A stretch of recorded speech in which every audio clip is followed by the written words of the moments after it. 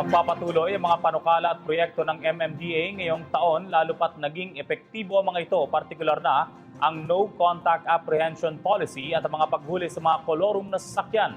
Kaugnay niyan, maaari na ring tignan sa inyong mga gadgets kung may violations ba ang inyong sinasakyan sa pamamagitan ng pag-log on sa mayhulikaba.com website ng MMDA. Kung ano yan, narito si Eunice Samonte.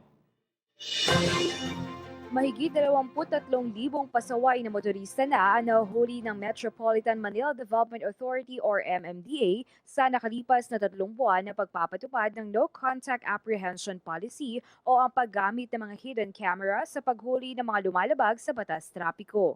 Sa ilalim ng patakaran na ito, hindi na kailangan lapitan ng mga MMDA officer ang mga may violation sa daan. Dahil sa pamamagitan lamang ng CCTV footage, maaari na nilang i-review ang mga violations at pag napatunayan ay magpapadala sila ng sulat sa may-ari ng sasakyan. Ayon kay MMDA Chairman Atty. Emerson Carlos, mas takot na raw lumabag sa batas trapiko ang mga pasaway na motorista sa ngayon, lalo pat may ebidensya ng kanilang mga violations. It would be even more effective pag mas marami ang nahuhuli natin kasi by apprehending a lot of people, kakalat.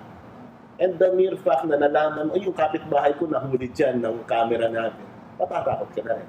Kasi unless and until walang effect sa iyo personally or to your close friends, hindi ka naniniwala, tuloy-tuloy pa rin yung masama mong pag-drive. Pero once may nalaman, ay si yung pinsan ni na kumpare ni ninong ko ay nahuli dahil nag-beat daw siya ng red light, may epekto na yun.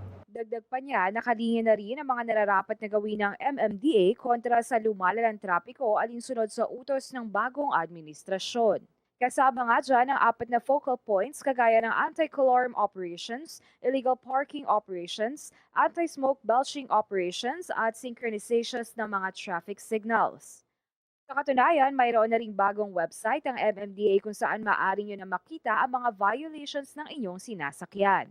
Mag-log on lang sa www.myhulikaba.com at i-type ang plate number na gusto nyong i-check. Isa nga ito sa mga marami pang proyekto na ipagpapatuloy at sisimula ng MMDA, lalo pat habang tumatagal ay napapatunayan na epektibo ang mga ito. Para sa PTV News, Eunice Samonte.